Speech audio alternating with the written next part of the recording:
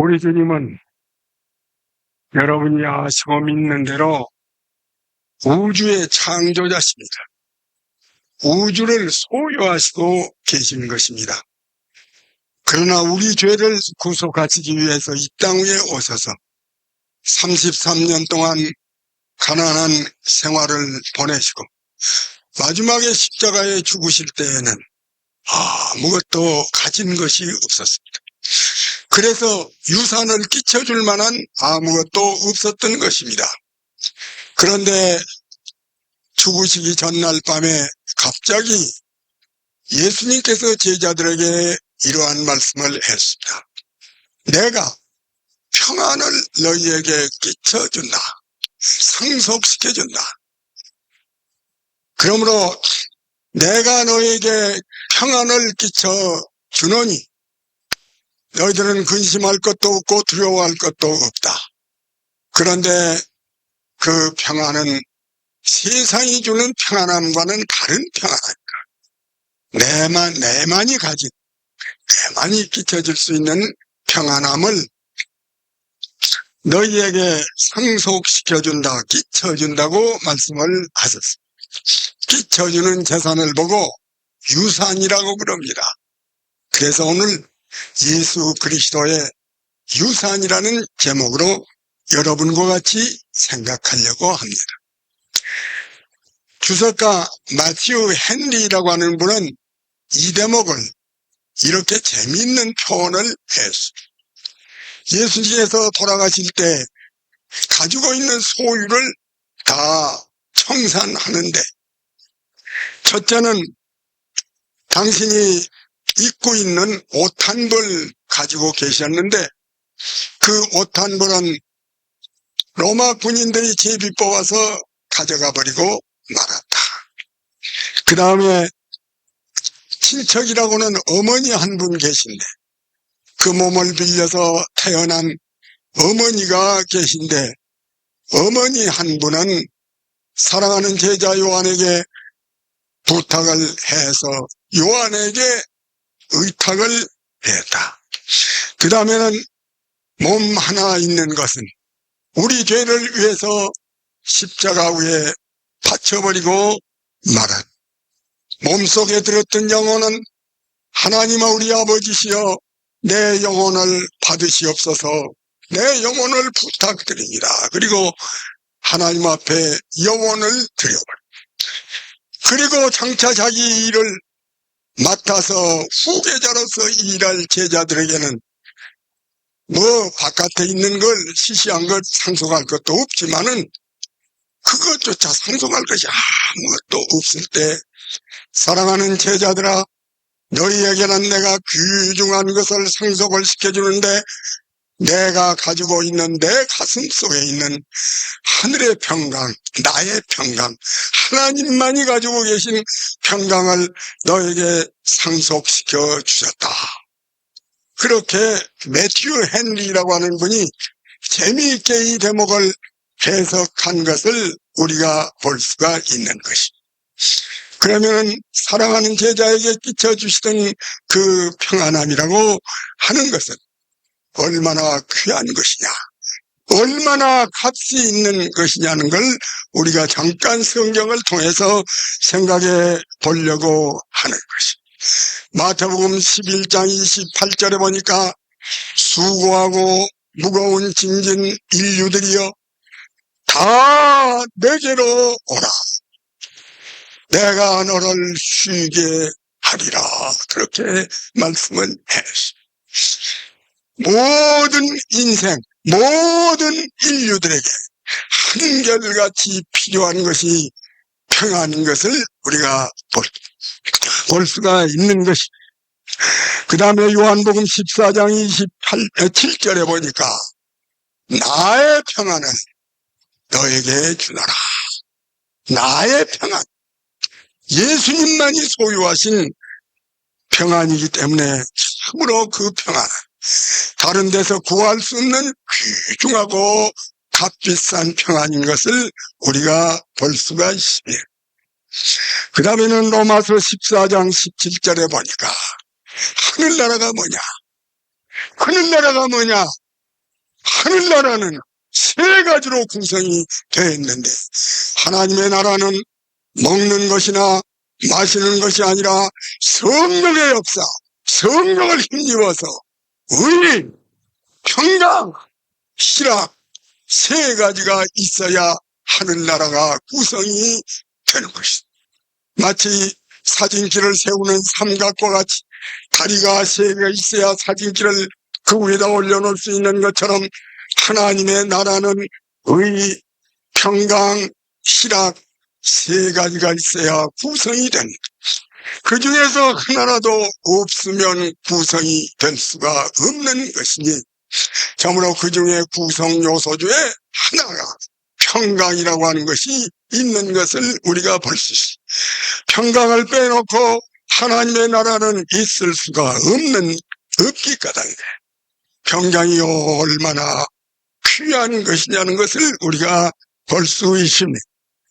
누가복음 24장 36절 그 외에도 예수님이 부활하신 다음에도 제자들에게 나타날 때마다 축복을 하시는데, 너에게 부자가 되라, 높은 사람이 되라, 지위가 높아라, 평안해라.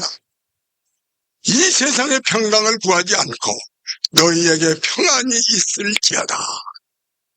평강을 구한 것을 보니 축복 중에서 또 축복의 골자 중에서 골자는 평안이라고 하는 것을 우리들이 볼 수가 있는 것입니다.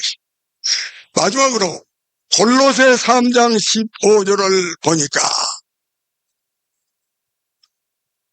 그리스도의 평강이 너희 마음을 주장하게 하라. 고린도 교회 신자들이 골로새 교회 신자들이 늘 염려가 됐습니다. 그래서 바울 사도가 골로새 교회 신자들에게 편지하기를, 너희들이 혼란한 세상, 이단 사설이 횡행한 세상 가운데 판단하기에 곤란한 일이 많을 것이다. 옳은 것 같은데 아닌 것 같고, 아닌 것 같은데 옳은 것 같고, 왜 천 사람은 왼쪽으로 만 사람은 오른쪽으로 쓰러지는 갈래길 많은 세상에서 어떻게 판단을 할 것인가? 방법은 간단하다. 너희의 마음속에 그리스도의 평강이 주장을 하거들랑한 그 일을 하고, 그리스도의 평강이 흔들리거들랑한 그것을 하지 말아라. 그리스도의 평강이 너희 마음을 주장하게 하라. 주장하게 하란 말은 결제자가 되게 하라. 평강이 결제하거든 하고 천재 평강이 결제를 안 하거들랑한 그 일은 절대로 하지를 말아라. 그리스도의 평강은 위대한 결제자가 되는 것을 우리가 알 수가 있습니다.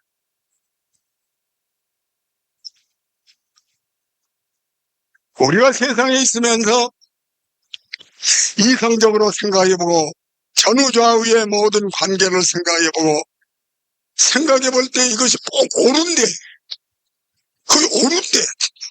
그걸 하려고 들면 기도를 해보면 가슴이 울렁울렁하고 편안이 없어. 자꾸 의심이 나. 그것은 위험한 거예요. 그러니까 그건 하지 마라. 무슨 일을 하는데 그 일을 하기 위해서 하나님 앞에 기도해 올 때 마음이 편안하거든. 그 하나님이 기뻐하시는 일이니까 해. 그래서 평강이 결제자가 되는 것이 제일 안전하다. 그런 말씀입니다. 이런 옛 얘기가 있습니다. 어떤 왕이 자꾸 음식을 먹는데 걱정이 돼. 어떤 놈이 이 음식에다 독을 넣지 않았나.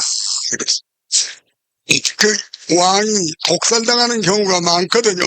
그래서 한데 누가 대접을 하나 갖다, 그릇을 하나 갖다 줬어.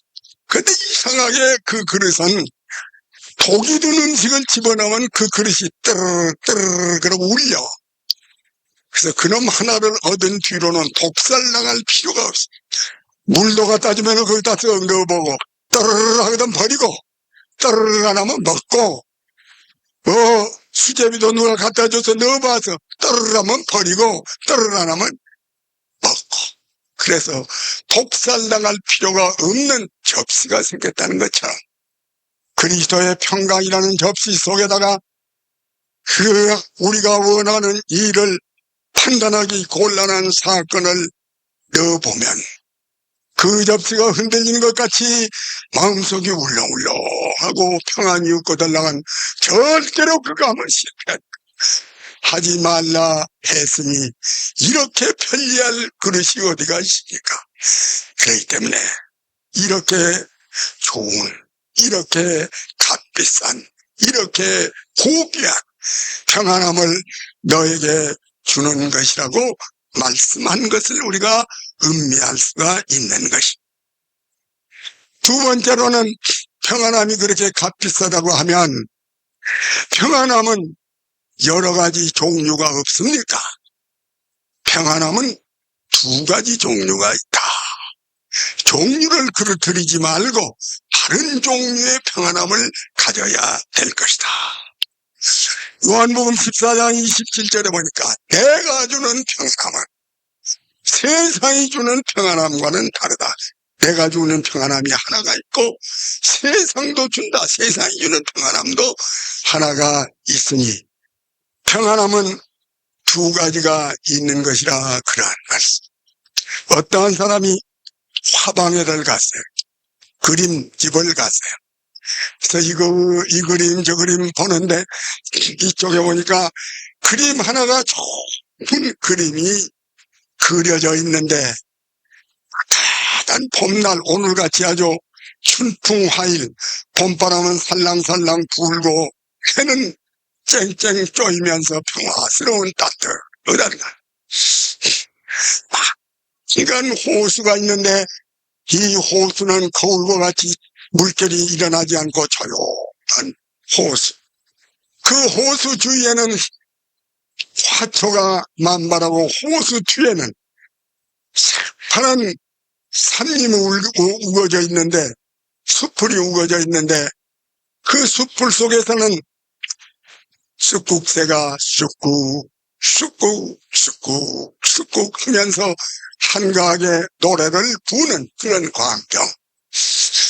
그런데 그 호수의 한복판에, 그 넓은 호수의 한복판에 꽃배가 하나 있는데 그 꽃배에는 아름답게 생기는 청춘 여성과 아름답게 생긴 미남 청춘 남녀가 두 사람이 사랑을 속삭이고 있고, 그 호수에는 오리떼들이 쌍쌍이 헤엄을 치면서 암놈은 쑥놈을 부르고 쑥놈은 암놈을 부르는 그런, 보기만 해도 미소가 띄어지고 행복스러워 보이는 그런 아름다운 그림이 하나가 있었습니다. 그래서 이 사람은 이것을 쳐다보고 너무너무 좋았어. 그 그림을 칭찬하고 그 그림을 좋다고 생각을 했어. 그런데 이편적으로 보니까 그림 하나가 있는데 이건 정대조적이라. 하늘에서는 번개불이 번쩍번쩍 치고 뇌성병력이 진동을 하고, 골짜기의 그 계곡에는 무서운 홍수의 물결이 집채같이 막 쏟아지고, 바람은 불어서 나무가지가 쭉쭉 찢어지면서 벼락을 쳐서 큰 나무는 쓰러지고 잎은 흩날리고 하는 정신사납고 보기만 해도 순하게 생긴 이런 광경이 그려진 그림이 있었습니다. 이야, 저건 정말 보기만 해도 심연하구나 하고 보고 있노라니까 거기에 커다란 이 집과 같이 생긴 만큼 바위돌이 하나가 있는데 그 바위돌이 깨진 틈아가리로 불쌍한 토끼 한 마리가 비바람에 쫓겨서 그만 한정없이 가름박질을 치다가 이 바위 깨진 틈아가리 속으로 쏙 얼마나 깊이 들어갔는지 들어가서 이제 있으니까 바람이 불어도 괜찮고 벼락이 쳐도 괜찮고 번개가 먼저 끓어도 괜찮고, 그래서 그 토끼가 앞발로 턱을 굽어서 그 풍랑 속에, 풍파 속에서 새근새근 잠을 자고 있는 평화스러운 광경을 보여줬습니다. 여러분, 이 두 그림은 하나는 세상이 주는 평안함, 하나는 그리스도 예수께서 주시는 평안함을 상징하는 그림이라고 볼 수가 있는 것입니다. 세상 평안함은 봄볕이 따뜻하면 평안하고 좋아. 바람이 안 불면 편안하고 좋아. 물결이 안 일으면 평안하고 좋아. 그러나 일단 물결이 일어나게 되면 그 평안함은 쉽사리 깨져. 어디가지 없는 배를 타고 있는 두 사람은 수중에 빠져서 순식간에 시체로 하여버리고 말고, 울고 있던 그 새는 어디론지 가는 데가 없어. 기와 요초는 다 흩어지고 물결은 일어나서 조용했던 물결은 호수는 사나운 풍랑이 일어나게 되는 것이니, 내일 아침이 있다 해도 인간 생사 모르나니 참으로 인간이 가지고 있는 평안함은 1시간 후의 일을 알 수 없는 그 평안함이 세상의 평안함인데, 사람들은 이 믿을 수 없는 평안함을 자랑하고 의지하고 있으니 이것은 세상이 주는 평안함. 그러나 내가 주는 평안하면 바람이 안 불면 더 좋고, 물결이 안 일어나면 더 좋고, 번개가 안 치면 더 좋고, 그러지만 번개가 쳐도 바람이 불어도 비바람이 내려쳐도 예수 그리스도의 반석 속에 깊이 들어가서 숨고 있는 그 사람에게는 반석이 깨지기 전에는 그를 침범할 수가 없는 것이니, 이것이 우리 주께서 주신 평안합니다. 이렇게 우리가 볼 수가 있는 것입니다. 그래서 찬송가에 보면 이 토끼가 바위 트마가리에 들어가서 너무너무 행복해서 부른 찬송이 있는데, 홍 여러분이 아시는지요? 이 토끼 찬송을 아십니까? 혹 아세요? 439장 한번 찾아주세요. 그 토끼 찬송이에요. 439장.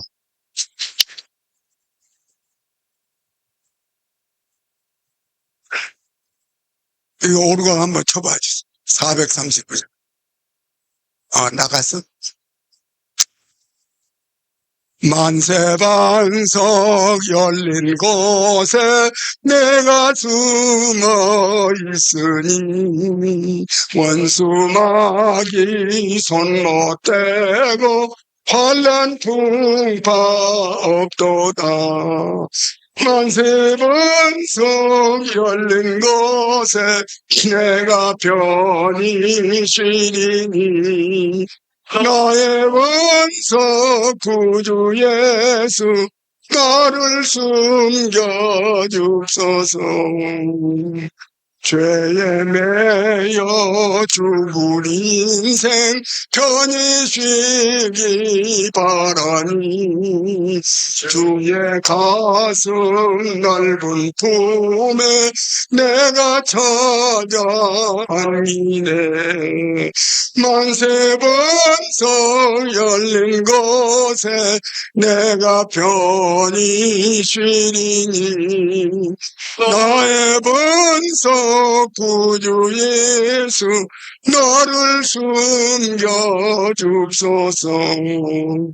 이 땅 위에 평안 없고 기쁜 일을 몰라도 주 예수의 참 사랑을 내가 이제 알았네.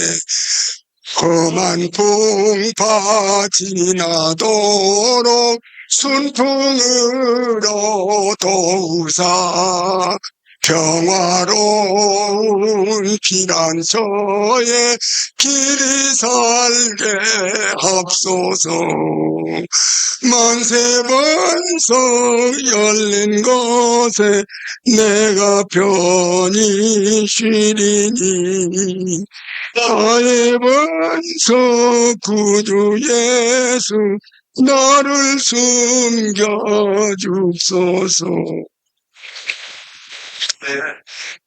이 토끼가 부르는 찬송, 우리가 다 토끼가 됐어. 예수 그리스도의 반석 속에 평안함을 누리는 우리들이 되기를 바랍니다. 세 번째로는 그러면 어떻게 하면 그 평안함을 얻을 수가 있습니까? 첫째는 사도행전 3장 19절에 보니까 너희들이 각각 돌이켜 회개하여 바른 대로 돌아와. 너희들이 회개하여 바른 대로 돌아와 죄 없이 함을 한번 받아보아라. 그렇게 하면 유쾌하게 풀리는 날이 하나님께로부터서 너에게 올 것이라고 베드로는 소리소리를 외쳤던 것입니다. 회개한 사람에게 주십니다. 우리의 모든 죄를, 크고 적은 모든 죄를 다 회개해버리고 바른 대로 돌아와서 예수 그리스도의 피로 그 죄를 하나도 남김없이 다 씻기움을 받으라. 그리하면 유쾌하게 되는 날, 기분 좋은 날, 평안하게 되는 날이 하나님께로서 우리 속에 찾아올 것이라고 말씀을 했습니다. 그러므로 여러 가지로 이상한 소리 하는 사람이 있거든. 회개했느냐고 물어보면 제일 좋습니다. 이런 거 고민이고 저런 거 고민이고 이러쿵저러쿵 하는 사람들 그냥 데려다 놓고, 자, 그런 문제 저런 문제 다 문제가 되겠네만은 자네 회개해 본 경험이 있는가? 그리고 묻는 거예요. 회개요? 글쎄요? 그럼 무릎 딱 꿇쳐놓고, 자, 글쎄요 하는 거 보면 시원치 않은 거예요. 자, 사이다병을 까꿀러 쏟듯이 하나님 앞에 적은 죄, 큰 죄, 모든 죄를 사이다병을 거꾸로 쏟듯이 쾅쾅쾅쾅 쏟아. 너희들이 회개하여 바른 대로 돌아와 죄 없이 함을 받으라. 회개를 다 한 다음에는 예수 그리스도의 피로 이 회개한 죄가 이 시간, 바로 이 시간 네 죄가 사해졌다는 것을 가르쳐주고 믿게 한, 회개하고 바른 대로 돌아와 죄가 없어졌다고 가르쳐. 그러면 이 사람은 이렇게 지도를 받은 사람은 아멘 하고 죄 없어진 걸 믿으면 그 즉시, 그러면 사흘 후, 그렇지 않으면 닷새 후에 하나님의 성령이 그 마음속에 의, 평강, 기쁨을 주시고 확실히 그 사람의 속에 평강을 가지고 증거를 해주시게 되면 이날은 일생 동안 잊을 수가 없는 분명한 회개의 체험이 우리에게 있어야 되는 겁니다. 이것이 없으면 어느 때는 죄사함 받은 것 같다가도 이것이 또 나와. 어느 때는 죄사함을 받은 것 같아도 또 안개와 구름이 힘이 이어가지고 죄사함 받은 것 같기도 하고 안 받은 것 같기도 하고 가슴이 울렁울렁. 그 죄가 또 생각이 나. 막이라면 그 죄를 또 가지고 와서 또 우리를 위협해. 바른 대로 돌아와 죄 없이 함을 받으라. 그리하면 유쾌하게 되는 편안한 날이 하나님께로부터서 너에게 틀림없이 올 것이다. 이런 사람에게 하나님께서 하나님이 약속하신 평강을 주신다고 말씀을 하신 것을 볼 수가 있습니다. 두 번째로는 성결의 평안함이 있는 것이. 성결이라는 것은 뭐냐면 우리의 원죄가 십자가에 못 박아 죽는 것을 보고 성결이라고 말하는 것입니다. 야고보 사도는 말하기를 죄인들아 손에 묻은 죄를 회개해서 깨끗해라. 이제는 마음으로 들어가서 두 마음을 가진 사람들아 마음을 성결하게 하라. 야고보서 4장 8절 누가 한번 읽어주세요. 이게 중요한 것이니까. 야고보서 4장 8절.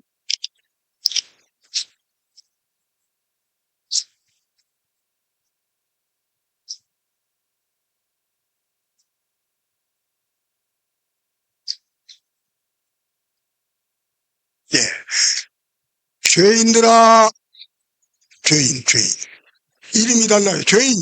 죄인들아, 손을 깨끗이 하라. 자범죄를 깨끗이 해라. 손에 묻은 죄를 깨끗이 해라. 용서받으라 그 말. 그러면 용서받으면 그걸로 끝난 줄 알았는데 그 다음에는 마음으로 들어가서 두 마음을 품는 자들아. 죄는 자범죄는 용서받았는데 마음이 어느 때는 육의 마음이 나왔다. 어느 때는 영의 마음이 나왔다. 어느 때는 찬송이 나왔다. 어느 때는 저주가 나왔다. 마음이 두 가지가 있는 사람들아. 죄인하고는 달라요. 죄인이 따로 있고 죄사함을 받았으니까 죄인은 아닌데 의인인데 마음에는 두 가지가 들어있는데 그 마음 두 가지 있는 것을 한 마음으로 고치는 걸 보고 성결이라고 그래서 성결이란 말, 두 마음을 가진 자들아 성결하게 하라는 성결이란 말이 거기서 나와요. 성결할 수 없는데 왜 성결하냐고 말하는데 성결할 수 없으면 왜 야고보 선생이 성결하라고 그렇겠어. 우리가 자범죄를 회개하고 용서를 받았지만은 우리가 살아가다 보면 종종 자범죄의 용서를 받고 마음속에 평강을 얻었는데 내 속에서 못된 성질이 혈기, 시기, 분노 같은 것이 일어나가지고 우리 속에 들어온 그 평강을 자꾸 교란을 시켜. 그래가지고 속이 울렁울렁 해가지고 이게 문제예요. 이것을 성결하게 하라고 말씀을 해. 그러면 그 마음속에 평강함을 누릴 수가 있는 것입니다.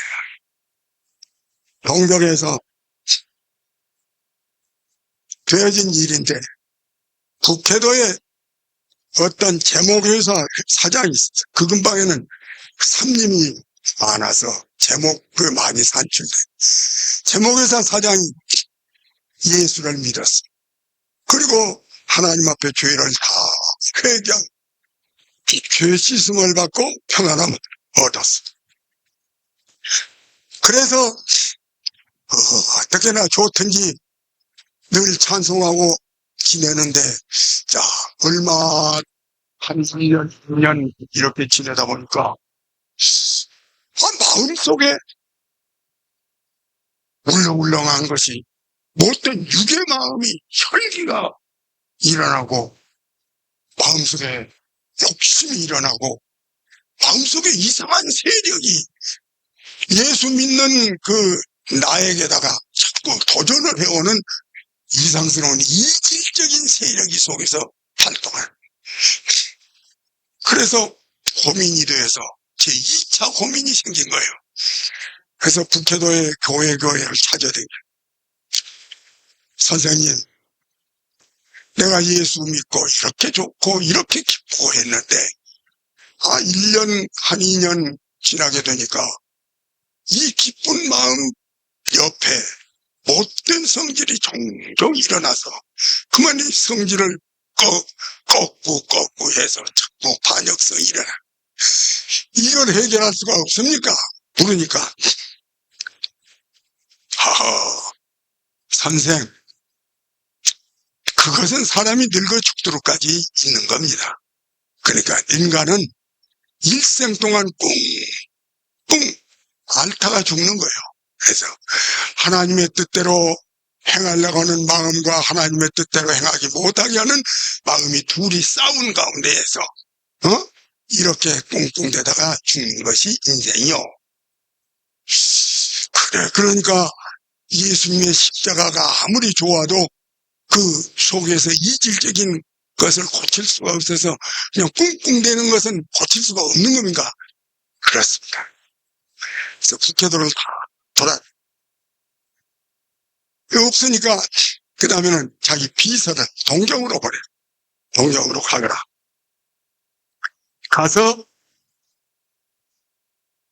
이 사정을 아려고 좀 교회를 찾아다녀 봐라. 동경에 있는 많은 교회를 찾아다녔는데 이것도 꽁꽁대다 죽습니다. 저 교회도 꽁꽁대다 죽습니다. 저 교회도 꽁꽁대서 그런데 한 군데를 가봤는데 도쿄시 요도바시구 가시와기초라고 하는 그 구석배기에 교회를 가서 보니까 동양선교회 홀리네스 교회라 그래서 붙여.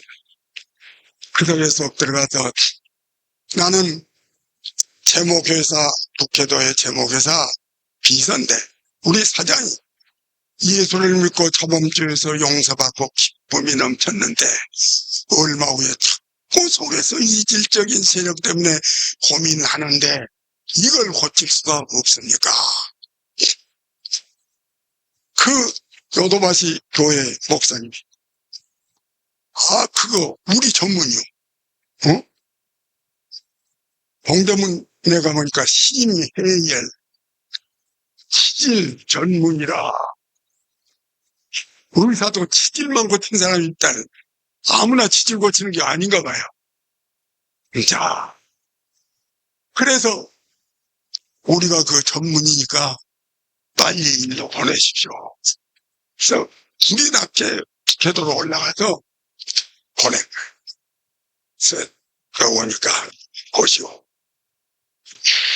죄는 두 가지인데 하나는 자범죄인데 그것은 예수가 죽은 공로로 씻어버린, 둘째로는 원죄라고 하는 것인데 이것은 아담으로부터서 유전되어 온 못된 성질이요. 성질.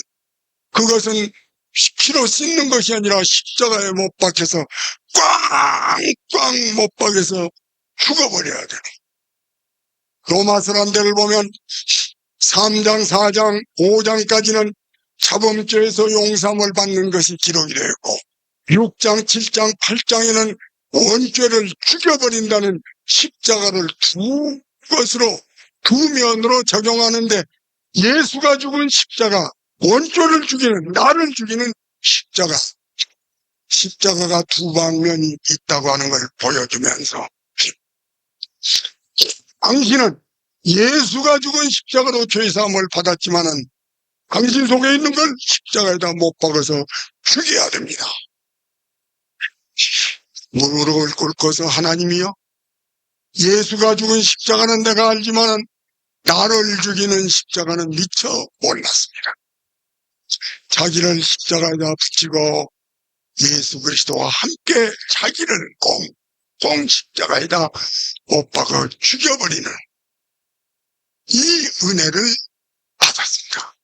그래서 거기 보면 자기를 붙이고 나서 로마서 6장 11절 이와 같이 자기도 예수와 같이 죽고 예수와 같이 살았다고 여겨라, 믿으라, 믿음으로 말미암아 죽임을 당하게 됐습니다. 아멘. 그리고 나서 마음속에 자기가 죽고 나니까 성령을 충만히 받아가지고 마음속에 자유가 있는데 무슨 일이 있든지 하나님, 아무에는 죽었습니다. 하나님, 김태구는 죽었습니다. 나는 죽었습니다. 항상 자기 죽음을 시인하면서 날마다 사는 것입니다.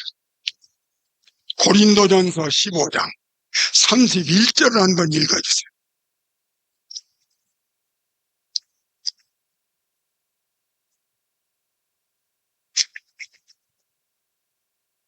고린도 전서 15장 32절.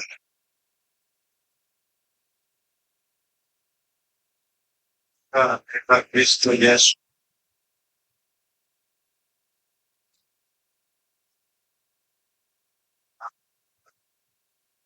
날마다 아침에 일어나면 하나님, 오늘 새 아침을 맞이했습니다. 나를 십자가에다 못 박아버린 것을 또 한 번 확인합니다. 김태구는 십자가에 못 박았습니다. 그래서 나는 십자가에 못 박혀 있는 상태에 있습니다. 못 박힌 걸 또 하루하루 확인하고 나아가는 것입니다.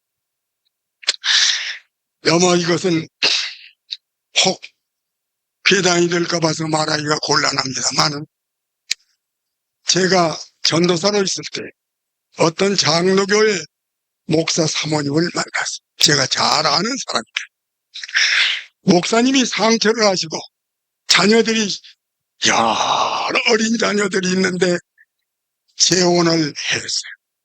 그래서 거기서 가까운 동네, 시골 동네에 집사님 한 분을 사모님으로 모셔드렸어요.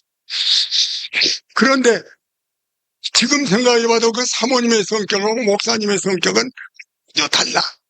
사모님은 진중하시고 그냥 말씀도 상당히 신중하게 생각하고 하시는 사람. 목사님은 조금 쾌활하셔가지고 조금 겸손하신 목사님. 두 분이 결혼을 하셨는데, 제가 있을 때 신학교 다닐 때 신학생. 근데 한 번은 저를 만나시더니 사모님이, 전도사님, 나는 큰일 났습니다. 그래서 뭐 그렇게 큰일이 났습니까?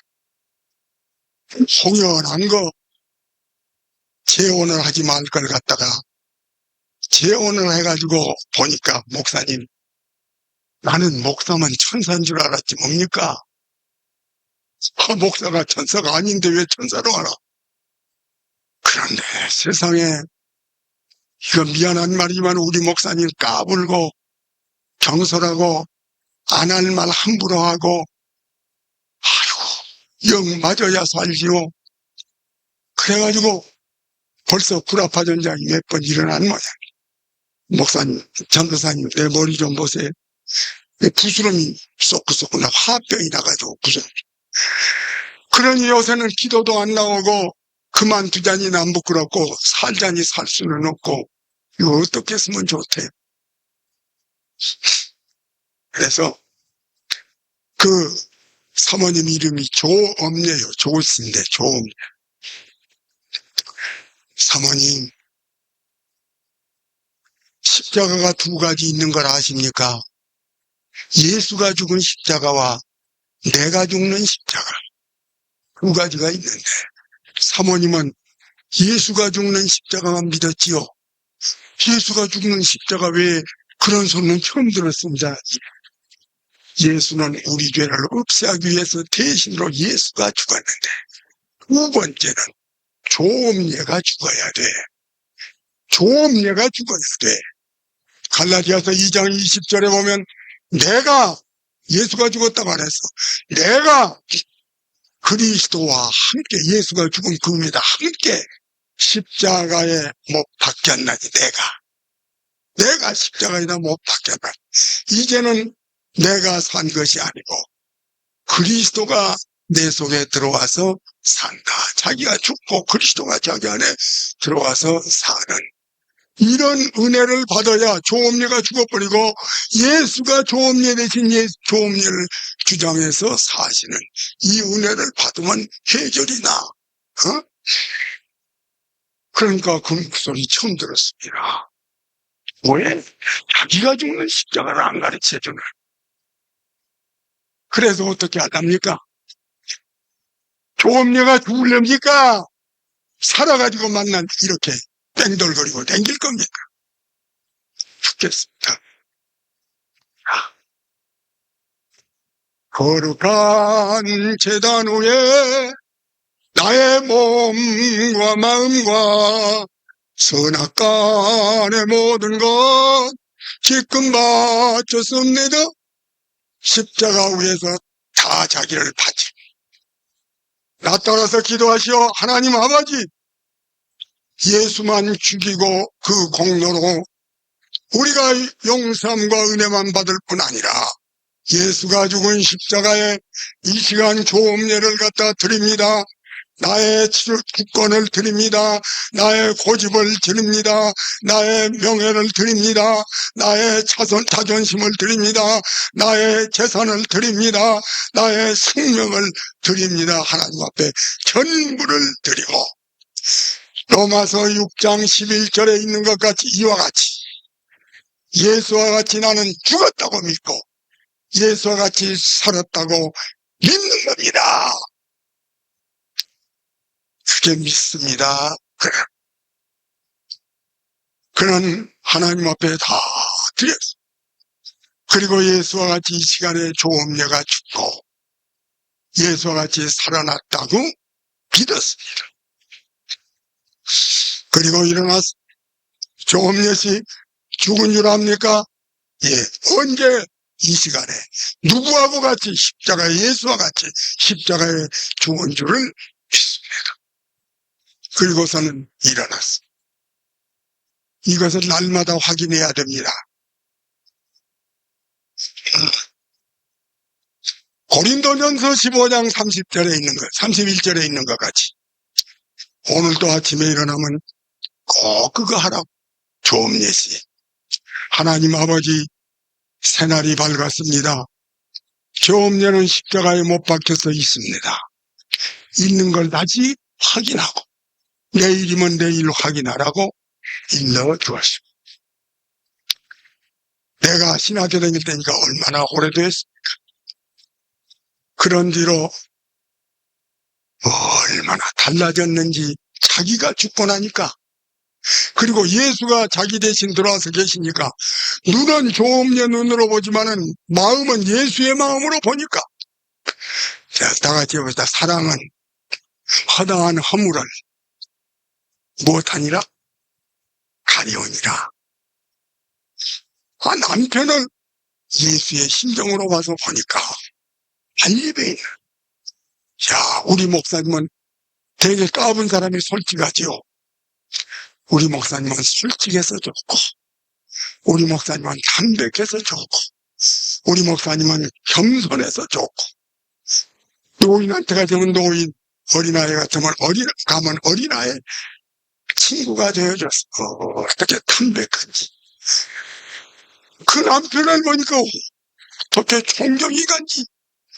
머릿속에 부스러면 다 들어가고, 어떻게 금슬이 좋은지. 아들 형제를 낳아가지고, 맏아들은 고등학교 영어 선생하고 둘째 아들은 못하는지 몰랐어. 그 전실 큰아들은 지금 동대문 교회 목사예요. 사랑하는 여러분, 이렇게 달라. 그 사모님이 하는 말이 사모님, 목사님, 영락없이 살 수 없는 우리 가정, 깨질 수밖에 없는 우리 가정, 목사님이 내가 죽는 법을 가르쳐 주었어. 내가 죽고 나니까 다 해결됐어. 내가 살아서 충돌이지. 내가 살아서 자존심이지. 내가 살아서 교만이지. 내가 죽고 나니까 다 해결. 그 목사님은 너무너무 좋았어. 김전도사 우리 교회 와서 집회 좀 해줘.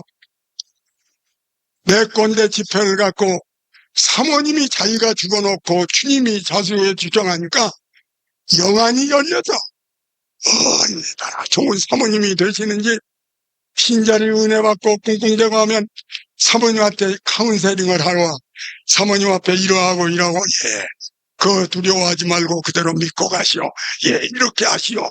예, 감정에 치우치지 마시오. 예, 의지에 쓰시오. 말씀에 쓰시오. 사모님 목표는 목사가 한 것보다 사모님이 나해. 야, 참 자기가 죽는 성결을 받은 사람의 가슴 속에 언제나 평강이 넘쳐 흐르는 걸 보았습니다. 이제 지난번에 가서 보니까 세상을 뜨셨대요. 늙어서 돌아가시도록까지 금년 봐도 명년 봐도 10년 후에 갑시다.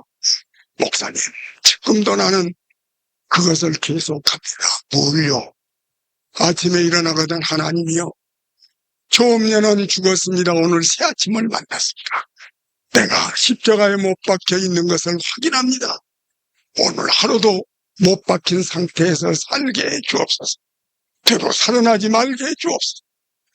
하루하루를 지내면서 수십 년이 지나서 하나님 나라에 가시기까지 아름답게 귀하게 사시다가 가셨으니 내가 죽는 경험, 성결의 경험. 마태복음 11장 29절에 보니까 내 멍에를 메고 내게 배우라. 내 멍에를 메고 내게 배우라. 마음의 쉼을 얻으리라. 마음의 평강을 얻으리라. 멍에를 맨 사람에게 준다고 말씀을 했어. 여러분, 일을 하면 일한 사람의 가슴속에 평강이 와요. 일을 안 하면 평강이 안 와요. 교회를 위해서 수고하고 교회를 위해서 일을 하세요. 여기 와서 보니까 교회 심지가 얼마 안 된대. 큰 솔선에서 일을 하시려고 그렇게 애를 쓰시는 건 많이 보는데 그 일하는 사람의 가슴속에는 하나님이 평강을 넣어주겠다고 약속을 하세요. 그래서 멍에, 말씀의 명예, 하나님의 명령의 멍에, 이 멍에를 우리에게 배워주셨는데 이 멍에를 맨 사람에게 하나님의 평강이 함께 해주시는 것을 우리가 볼 수가 있습니다. 마지막으로 시간이 많이 갔습니다. 마지막으로 넷째 번에는 마지막으로 기도하는 사람 평강을 주시겠다고 약속을 했어. 빌립보 4장 6절에 보니까 아무것도 염려하지 말고 기도하고 간구하고 감사함으로 하나님께 아뢰라. 기도하라는 말. 기도, 간구, 감사. 기도는 세 가지 종류인데 여하튼지 하나님 앞에 기도하는 사람의 가슴속에 평강으로 채워 주신다고 약속하셨지. 그 평강이 그 기도의 응답의 증거로 주는 것이에요. 제 친구의 황명환 교수라고 혹 아신 분이 너무 유명하니까 아시겠죠. 황명환 교수가 집회도 댕기고 순교를 당하셨죠. 이단을 넘어 치다가 순교를 당하셨는데 그분이 오셔서 집회를 하시면서 그런 이렇게 황명환 교수 얘기입니다. 자기가 젊어서 소사에서 집회를 하는데 소사에서 이제 집회가 끝났습니다. 겨울이어서 눈이 적설이 됐어요. 그래서 이제 오늘 저녁까지 집회가 끝나고 내일 아침에는 떠나야 되겠는데 자기가 꼭 필요한 돈이 있었어요. 근데 돈이 있어야 되는데 그것이 없으면 큰일 나갔는데 그래서 집회는 끝이 나고 주일날 저녁에 무릎을 꿇고 엎드렸어요. 하나님, 나에게 돈을 주시옵소서. 필요한 돈을 주시옵소서. 하고 열심으로 기도를 하는데 기도를 하고 나니까 마음속에 편안함이 오더라는 거예요. 마음속에 평강이 오더라. 그 평강이 그 응답받았다는 증거예요. 평강이 오더라는 거예요. 아무것도 염려하지 말고 기도하고 간구하고 감사함으로 하나님께 아뢰라. 사람의 지각 밖에 그리스도의 평강이 온다 그랬어. 그래서 이 평강이 와서 감사합니다. 하나님 내 기도를 들어주신 줄 믿습니다 하고 기도를 하고 기다리고 있는데 거기 부평 있잖아. 부평 가까운 데죠. 부평에 가서 소아과 의사가 하나가 있는데 그분이 이 탕명한 교수 집회에 참석해서 과거부터 아는 처지라. 뭐 친하지는 않아도 아는 처지. 이분이 아침에 일찍 일어나더니 새벽같이 일어나더니 부인한테 와서 여보 지난번에 내가 맡겨준 돈 있지? 왜 그래요? 있어요. 가져와요. 왜 그러냐고. 아니 자가 가져라. 그래서 맡겨준 돈을 갖다가 줬더니만 아침부터서 눈 오는 아침에 그렇게 그만 수선을 떨더니 돈을 딱 줄여가지고 챙겨가지고 가져가. 그 눈 속에 그만 자동차를 타고 가지고 탕명한 교수한테 누가 달란 말도 안 한데 갖다가 또 주더라. 하나님 감사합니다. 그래서 내가 탕명한 교수 보고 그랬지. 성경에 있는데 그게 어디 있는 줄 알아? 몰라요? 그 평강의 은혜를 받고 응답을 받으면서 성경은 어디 있는 줄을 몰라? 빌립보 4장 6절에 있어. 거기 봐요. 사람의 지각에 뛰어난 그리스도의 평강, 우리 마음과 생각을 지키시라고 하잖아. 이 평강, 이것을 기도하는 사람에게 주신다고 말씀을 하신 것입니다. 이런 얘기를 하자면 많이 있지만은 여러분, 이 그리스도의 평강을 소유하고 평강을 따라서 이 보배로운 평강을 따라는 열매가 맺는 우리들이 되어지기를 바랍니다. 기도하십시오.